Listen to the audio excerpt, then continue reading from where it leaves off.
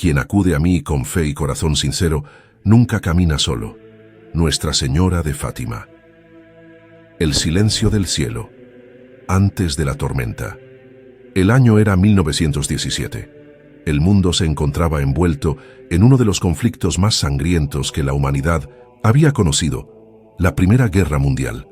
Millones de hombres morían en trincheras, las familias se despedazaban por la distancia y la pérdida, y el miedo se apoderaba de los corazones más firmes. Mientras las bombas retumbaban en los campos de batalla de Europa, una sombra espiritual se extendía por las almas. El escepticismo, la desesperanza, el abandono de la fe. Parecía que el cielo se había cerrado. Dios guardaba silencio, y ese silencio en medio del caos dolía más que el estruendo de los cañones. Antes de comenzarmos esta jornada sobre la vida de fe y de Nuestra Señora de Fátima, quiero saber tu opinión. ¿Conocías la increíble historia de Nuestra Señora de Fátima? ¿Conocías los milagros de Nuestra Señora de Fátima? Escribe en los comentarios. Leeré todos y dejaré un corazoncito en tu comentario. Aprovecha para suscribirte al canal, dejar tu like y compartir con tus amigos para no perderte ningún video. En medio de esta oscuridad, en un rincón olvidado del mapa, un pequeño pueblo portugués conservaba algo que el resto del mundo había perdido: la inocencia. Fátima, una aldea rural en la región de Ourem, se mantenía al margen de la guerra, no por falta de preocupación, sino por aislamiento. Sus habitantes, campesinos sencillos, sobrevivían del cultivo y del pastoreo. La vida seguía un ritmo lento, casi ancestral. Las campanas de la iglesia marcaban las horas del día y las estaciones del año se medían por la cosecha del trigo y el nacimiento de los corderos. En ese paisaje sereno se entrelazaban la pobreza, la simplicidad y la profunda devoción. Fue allí, en medio de encinas, caminos polvorientos y campos abiertos, donde 3 niños comenzaron a vivir algo que cambiaría no solo sus vidas, sino el destino espiritual de millones. Lucía dos Santos, una niña de apenas 10 años, era la mayor del grupo. Inteligente, firme, con una madurez que desmentía su corta edad, lideraba las actividades diarias con sus primos, Francisco y Jacinta Marto. Francisco, de 9 años, era tranquilo, contemplativo, más dado al silencio que a las palabras. Su hermana Jacinta, de apenas 7 años, era dulce, emotiva, con una sensibilidad que pronto se volvería esencial para los acontecimientos que vendrían. Los 3 pasaban sus días cuidando ovejas, rezando el rosario y jugando entre los matorrales, como cualquier niño rural de la época. Aquel 13 de mayo de 1917 no parecía distinto a los demás.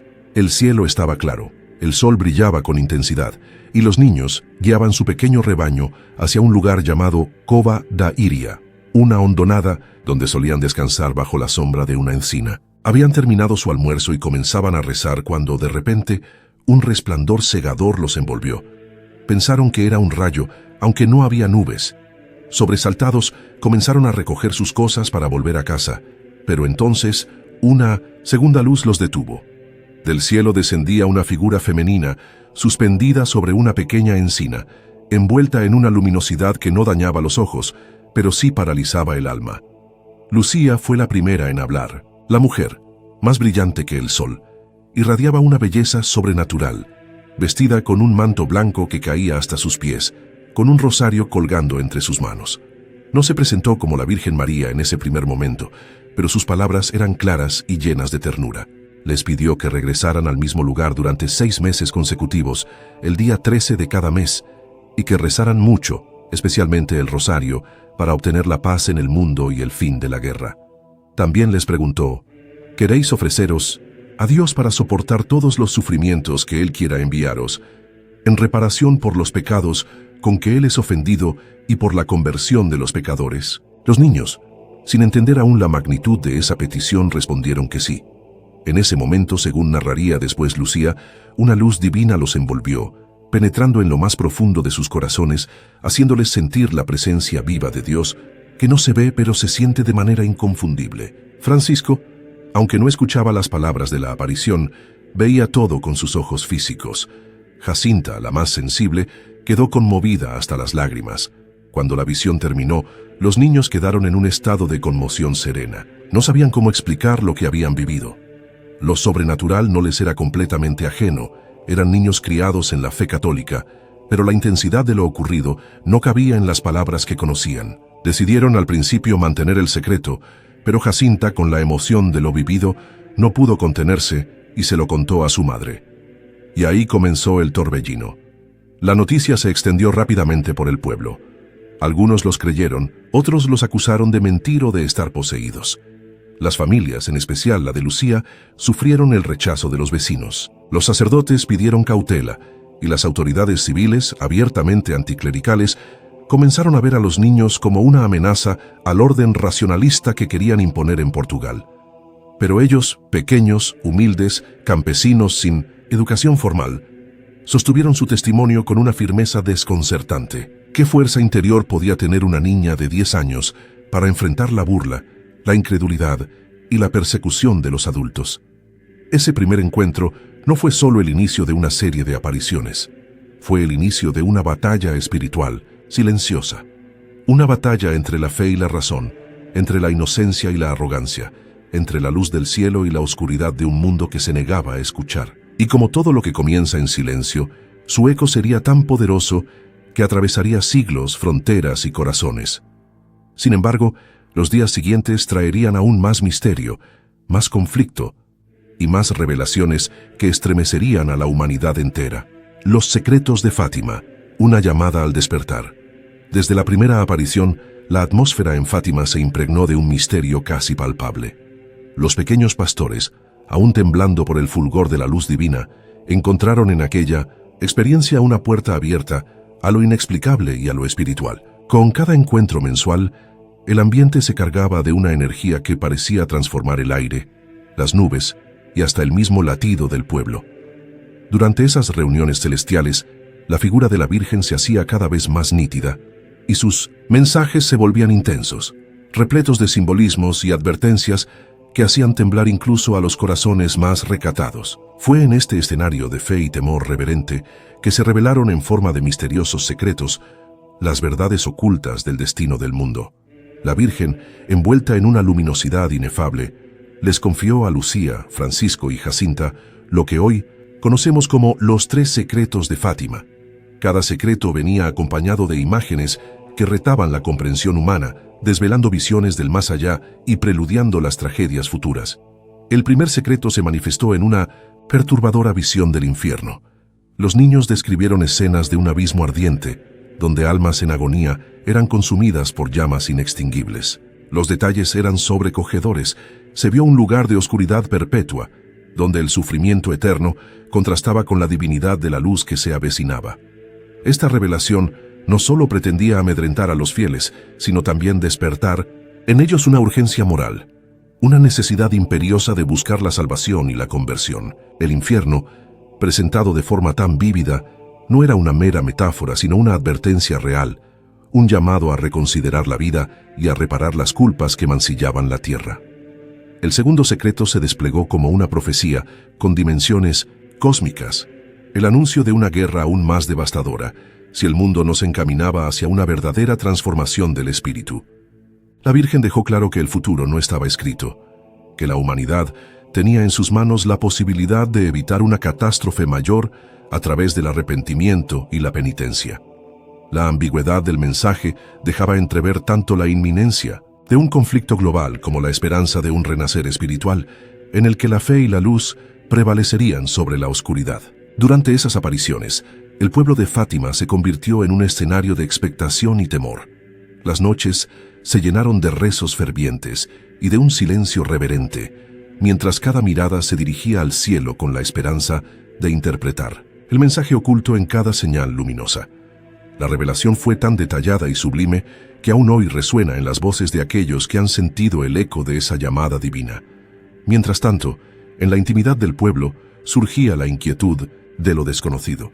Los secretos no solo implicaban un anuncio de calamidades futuras, sino que también ofrecían una revelación personal para cada uno, una invitación a descubrir lo que realmente significaba vivir en coherencia con la voluntad divina. Se sentía que la Virgen no venía solamente a impartir advertencias, sino a despertar la conciencia colectiva, a abrir los ojos de las almas dormidas. Cada palabra que pronunciaba cargaba un peso emocional inmenso, una responsabilidad que iba más allá de lo humano sugiriendo que el destino del planeta dependía de un acto de fe y de la entera entrega a los designios de Dios.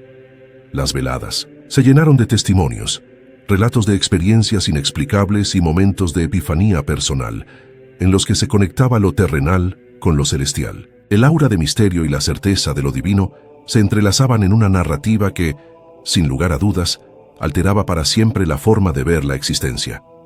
El tercer secreto, cuya revelación oficial tardó casi un siglo en materializarse, se convirtió en el enigma más codiciado y temido. Los detalles iniciales fueron apenas susurros que recorrían las calles empedradas de Fátima, insinuaciones de una visión enigmática que involucraba a altos dignatarios de la Iglesia y figuras de poder. Este secreto, rodeado de un halo de intriga, presagiaba una masiva transformación en el orden mundial y en algún momento una metamorfosis en la relación entre la fe y la política. La ambigüedad de sus términos invitaba a múltiples interpretaciones. Algunos decían que se refería a un atentado inminente contra el alma de la Iglesia, mientras otros afirmaban que era un llamado a una conversión masiva. Lo cierto es que el mensaje evocaba una dualidad ineludible: el peligro de la indiferencia y la necesidad urgente de despertar espiritualmente, de abrazar la oración y la conversión como medios para salvar no solo al individuo, sino a toda la humanidad. A medida que las palabras de la Virgen se arraigaban en la mente de los fieles, la campiña de Fátima se transformaba en un santuario de reflexión y penitencia. Los aldeanos, inicialmente escépticos, comenzaron a observar un cambio en su entorno.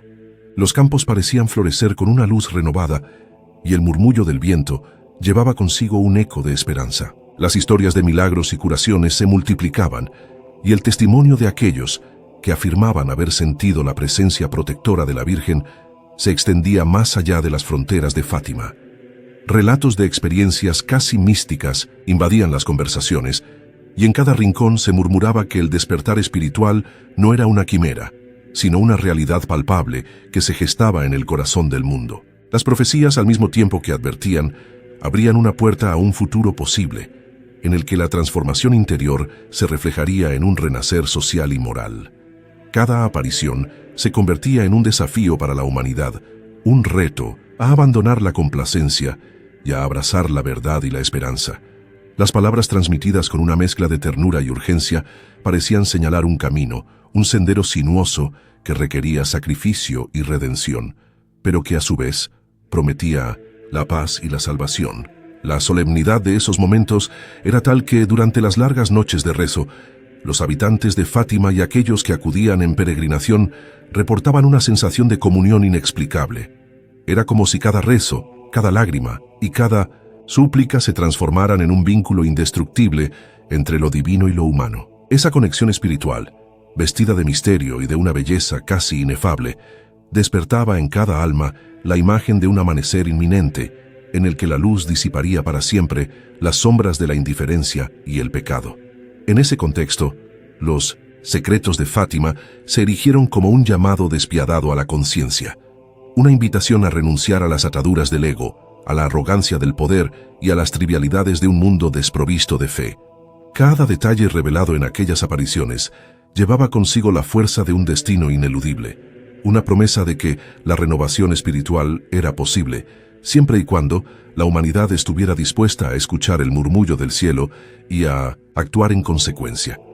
La narrativa que emergía de Fátima era una de urgencia y de salvación, un grito silencioso que pedía redención y que retumbaba en los corazones de quienes, a pesar de sus dudas, sentían un llamado profundo a transformar su existencia en un acto de amor y de fe. La resistencia y el escándalo. A medida que el rumor de las apariciones de la Virgen en Fátima se extendía como un fuego incontrolable por todo Portugal, también comenzaban a levantarse voces contrarias, llenas de duda, burla y hasta hostilidad. Lo que para unos era una manifestación indiscutible del cielo, para otros era una farsa infantil, fruto de la imaginación o incluso de manipulación.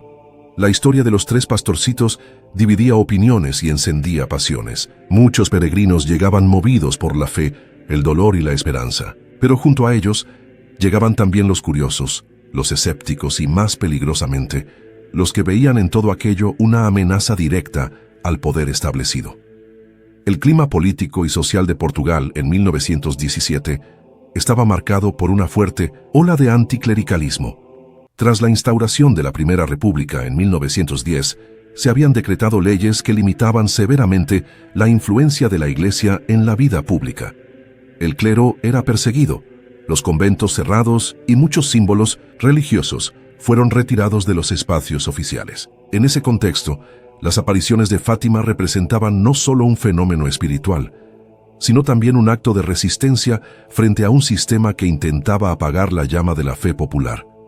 Era como si, en medio de la oscuridad política, el cielo mismo decidiera manifestarse con una fuerza tan evidente que ni la censura ni el poder humano podrían callarla. Los tres niños, sin pretenderlo, se convirtieron en el centro de un torbellino. Lucía, Francisco y Jacinta, antes conocidos solo en los campos donde pastaban sus ovejas, pasaron a ser figuras públicas, pero su fama no trajo paz. Pronto fueron acosados por periodistas, funcionarios del gobierno y hasta por miembros de su propia comunidad. Se les presionaba para que confesaran que todo era mentira. Las autoridades locales, particularmente el administrador del Concejo de Vila Nova de Ourem, Artur de Oliveira Santos, un conocido masón y feroz anticlerical, llevó su hostilidad al extremo. En agosto de 1917, los niños fueron secuestrados, por orden suya, encerrados en una prisión municipal y sometidos a interrogatorios humillantes. Les prometieron castigos severos si no confesaban que las apariciones eran falsas. Les dijeron que serían hervidos en aceite, que sus familias sufrirían, que Dios no los salvaría si no decían la verdad. Pero los niños no cedieron. A pesar del miedo, Lucía, la mayor y portavoz de las apariciones, se mantuvo firme. Su convicción no titubeaba ni ante la amenaza ni ante la burla. Francisco, de naturaleza introspectiva y silenciosa, oraba constantemente. Jacinta, la más pequeña, lloraba pero afirmaba con determinación lo que había visto. La prisión, lejos de quebrar su espíritu, se convirtió en un campo de prueba para la autenticidad de su experiencia. Los presos que compartieron celda, con ellos declararon haber presenciado escenas conmovedoras. Los niños de rodillas, rezando el rosario con devoción, mientras el resto de los detenidos los observaban en silencio reverente. Fue en esa celda que la inocencia se convirtió en testimonio, y el testimonio en llama que empezaba a encender corazones endurecidos. Fuera de los muros, la noticia de su arresto causó revuelo. Cientos de personas que esperaban a la Virgen, el 13 de agosto, regresaron a casa angustiadas y desilusionadas, pero el fenómeno no se detuvo. Días después, el 19 de agosto, mientras los niños estaban con sus ovejas en un lugar llamado Baliños, la Virgen se les apareció nuevamente, como cumpliendo la promesa que había sido interrumpida por la malicia humana. Les pidió que continuaran rezando por la conversión del mundo y reafirmó la importancia del mensaje que habían recibido. Esa aparición fue menos multitudinaria, pero profundamente significativa, que era una señal de que el cielo no se rinde ante la injusticia del mundo.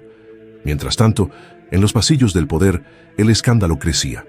La prensa republicana se burlaba sin descanso, publicando caricaturas de los pastorcitos y acusando a la Iglesia de manipular a menores para provocar una histeria colectiva. Sin embargo, los efectos del mensaje de Fátima eran innegables.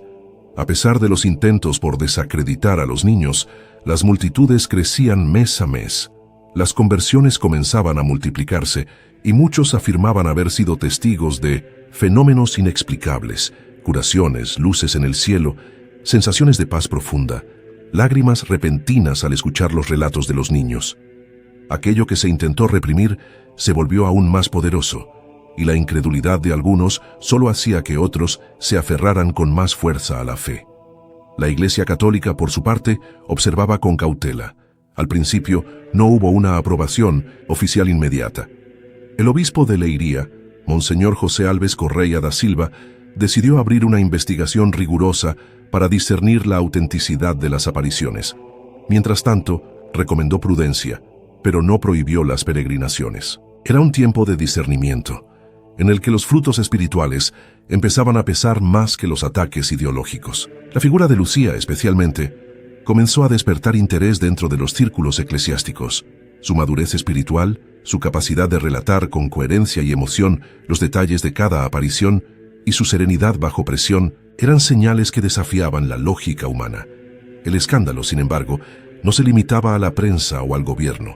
En la misma aldea de Al-Shustrel, algunos vecinos empezaron a tratar a la familia de los niños con desconfianza. Los padres eran acusados de estar aprovechando la situación. Algunos los evitaban en la calle, otros les dirigían miradas de desprecio. Lo que para unos era una bendición, para otros se convirtió en una piedra de tropiezo. Era como si la luz traída por la Virgen hubiera revelado, más allá de su mensaje, las sombras ocultas en el corazón de cada persona. Celos, orgullo, resentimiento, pero también fe, humildad y esperanza. Todo salía a la superficie ante aquel fenómeno que ya no podía ser ignorado. Así, entre la resistencia del poder humano y la firmeza del mensaje celestial, Fátima se transformaba en un campo de batalla espiritual. Cada palabra de la Virgen era sembrada en medio de la duda. Cada aparición se enfrentaba a una muralla de cinismo. Pero los niños seguían firmes. Cada día que pasaba, su historia se convertía en un grito silencioso contra la opresión, un faro para quienes, en secreto, empezaban a despertar. Lo que parecía una lucha entre niños inocentes y fuerzas hostiles se revelaba como algo mucho más profundo. Una confrontación entre la fe que renace y el mundo que teme el resplandor de lo divino. El milagro que vivió el mundo. El sol se alzaba en el horizonte el 13 de octubre de 1917, como en cualquier otro día, pero aquel amanecer tenía algo distinto. El aire estaba denso, como si el cielo mismo contuviera la respiración. Coba Dairía. Una inmensa multitud se congregaba desafiando el barro, la lluvia y el escepticismo. Se estima que entre 50.000 y 70.000 personas habían acudido al llamado. Unos movidos por la fe, otros por la curiosidad, muchos por el deseo de ver con sus propios ojos si lo que los pastorcitos afirmaban era cierto. Aquel día había sido anunciado por la propia Virgen. Prometió que haría un milagro para que todos crean. Nadie imaginaba lo que estaba a punto de suceder. Los peregrinos venían de todas partes de Portugal, algunos caminando por días enteros, otros arrastrando a enfermos, en improvisadas camillas, con la esperanza de una cura. Era como si algo en el corazón humano supiera que estaba por acontecer un acontecimiento que marcaría la historia. Las autoridades intentaron impedir la aglomeración. Circularon rumores, advertencias, incluso amenazas. Pero nada detuvo a quienes sentían desde lo más profundo de su alma que algo sagrado les esperaba. El barro les llegaba hasta los tobillos, la lluvia empapaba sus ropas, pero nadie retrocedía. Era un pueblo entero esperando una señal del cielo. Los tres niños, Lucía, Francisco y Jacinta, llegaron al lugar, empapados pero serenos. Al mediodía, según los testimonios, Lucía pidió silencio y, guiada por una fuerza interior, gritó: «¡Silencio, la señora viene!». En ese instante, la lluvia cesó repentinamente. El cielo se abrió como si una mano invisible lo hubiese rasgado, y los presentes comenzaron a experimentar uno de los fenómenos más extraordinarios jamás registrados por múltiples fuentes. Lo que ocurrió a continuación se conoció como el milagro del sol. Según los miles de testigos, entre ellos creyentes, escépticos, científicos, periodistas y hasta masones, el sol comenzó a girar vertiginosamente en el cielo, lanzando rayos de luz de diversos colores: rojo, azul, violeta, amarillo. El paisaje fue teñido con estos tonos, y las personas y objetos adquirieron tonalidades cambiantes, como si estuviesen dentro de un caleidoscopio celestial. El sol, entonces, pareció desprenderse del cielo y lanzarse en dirección a la tierra, zigzagueando como un disco de fuego, haciendo que miles de personas cayeran de rodillas gritando, llorando, rezando. El miedo a la muerte se apoderó de muchos. Hubo quienes confesaron en voz alta sus pecados, otros abrazaban a sus seres queridos pensando que el fin había llegado. Pero el sol no colapsó sobre la tierra. En un instante tan repentino como su danza volvió a su lugar en el cielo. La multitud, aún temblando, descubrió que el barro había desaparecido. La tierra antes empapada estaba seca. Las ropas antes mojadas estaban milagrosamente limpias y secas. Fue como si el cielo hubiese no solo mostrado su poder, sino también su misericordia. Aquel fenómeno, presenciado por tantos, fue registrado por periodistas de renombre como Avelino de Almeida del diario O Século, un periódico anticlerical que reconoció el evento con objetividad pasmosa. El testimonio decía: el sol, en un momento rodeado de una aureola escarlata, en otro envuelto en un velo amarillo y púrpura, parecía en un movimiento increíblemente rápido, girando sobre sí mismo, lanzando en todas direcciones haces de luz de todos los colores. Los relatos coincidían en su mayoría. Personas ubicadas a kilómetros de distancia también observaron el fenómeno. Algunos científicos intentaron explicar el evento como una ilusión óptica, una pareidolia colectiva, o incluso un fenómeno atmosférico raro, pero ninguna teoría pudo abarcar la totalidad de los elementos vividos por tantos testigos simultáneamente. Aún hoy, más de un siglo después, el llamado Milagro del Sol permanece como uno de los eventos sobrenaturales mejor documentados de la historia moderna. Fue aprobado por la Iglesia Católica tras investigaciones rigurosas y considerado un auténtico signo celestial. Mientras la multitud se dispersaba, muchos lloraban de emoción, otros no podían articular palabra. Lo vivido aquel día no solo fue un espectáculo sobrenatural, sino una sacudida espiritual. Personas que llegaron como incrédulas regresaron con el alma estremecida. Aquellos que se burlaban salieron transformados. En las semanas y meses siguientes, los testimonios se multiplicaban.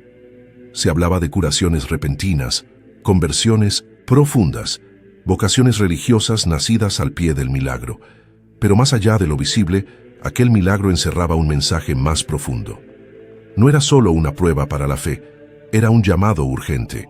La Virgen no solo quería ser vista, quería ser escuchada.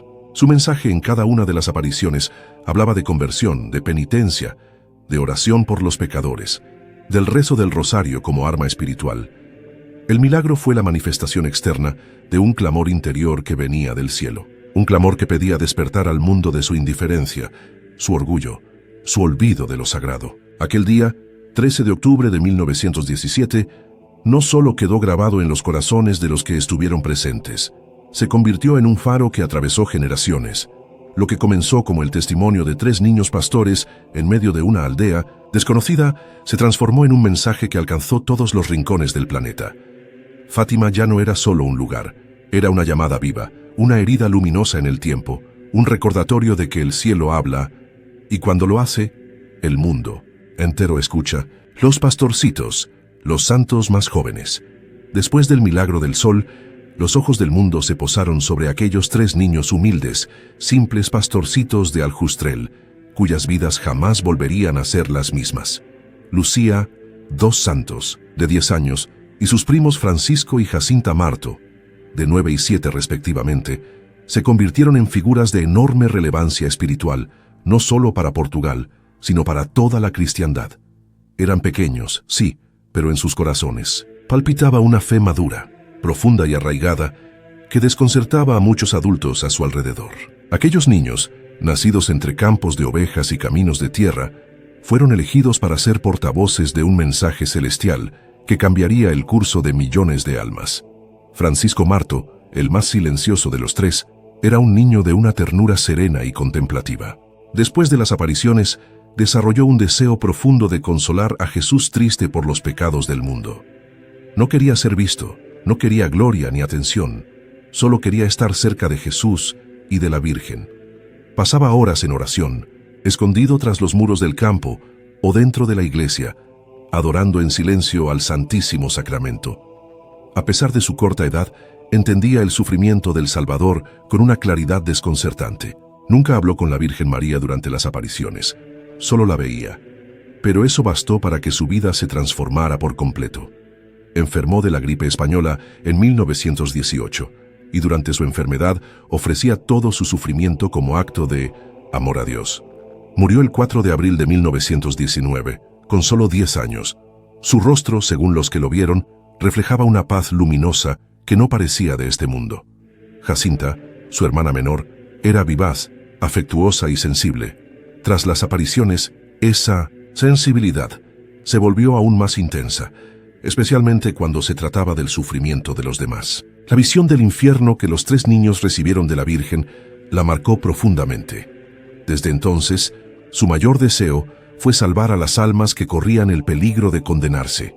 Ayunaba, rezaba constantemente el rosario y ofrecía sacrificios voluntarios, muchos de ellos dolorosos por los pecadores. Su corazón se conmovía hasta las lágrimas cuando oía hablar de alguien alejado de Dios. Incluso en su agonía, mantenía esa llama encendida. Sufrió con una madurez que estremecía a quienes la rodeaban. En 1920 fue trasladada a Lisboa para recibir cuidados médicos, pero ya era tarde. Murió el 20 de febrero, con solo 9 años.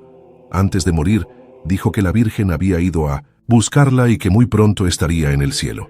Ambos niños fueron beatificados por el Papa Juan Pablo II en el año 2000 y canonizados por el Papa Francisco en 2017 en el centenario de las apariciones, convirtiéndose así en los santos no mártires más jóvenes de la historia de la Iglesia Católica. Esta santidad temprana no fue producto de grandes gestas, ni de títulos, ni de milagros espectaculares realizados en vida, sino de una entrega sencilla, total y heroica al amor de Dios.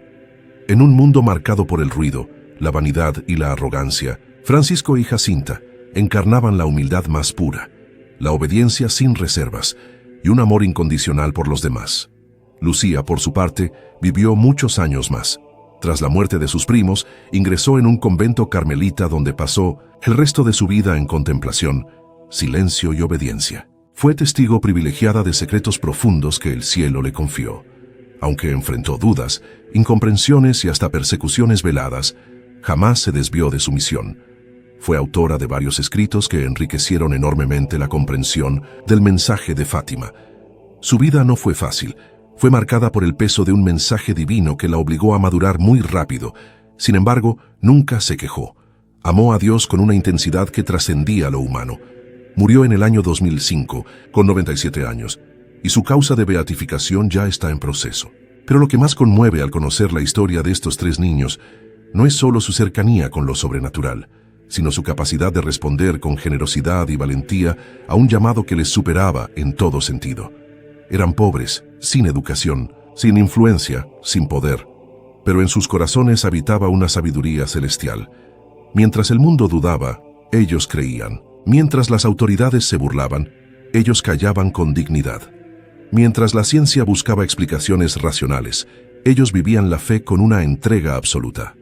Nunca pidieron reconocimiento, nunca buscaron fama. Todo lo que hicieron, lo hicieron por amor.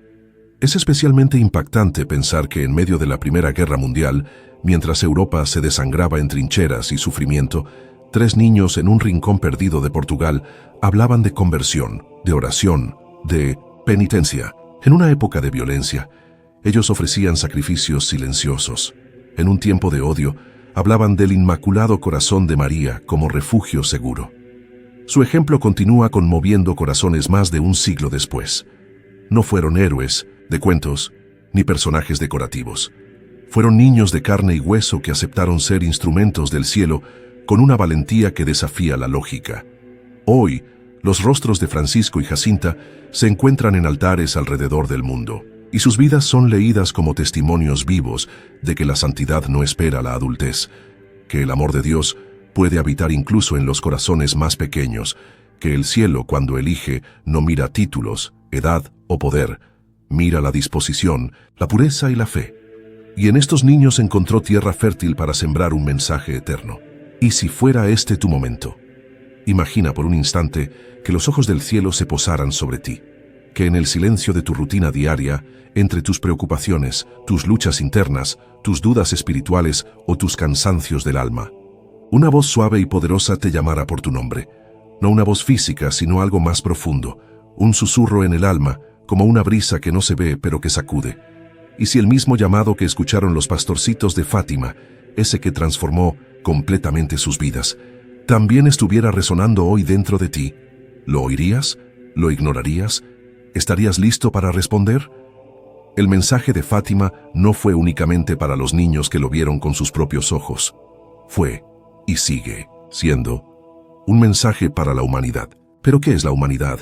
Sino una suma de personas concretas, con historias, con errores, con esperanzas. Tú eres parte de esa humanidad. Y lo que ocurrió en Cova da Iria no fue un espectáculo para asombrar al mundo, fue un grito de advertencia y a la vez una caricia divina, una llamada urgente a despertar de la indiferencia, del egoísmo, de la tibieza del alma, a despertar de una vida vacía de sentido, repetitiva, adormecida por el ruido exterior y el silencio interior. La Virgen María no apareció con truenos ni con fuego, no vino acompañada de ejércitos celestiales ni derribó muros con su presencia. Eligió a 3 pequeños en un rincón perdido del mapa y desde allí habló al mundo entero. Su lenguaje no fue complicado. No hubo tratados teológicos, no hubo misterios imposibles de descifrar. Su lenguaje fue el de una madre, directo, claro, amoroso, pero también firme.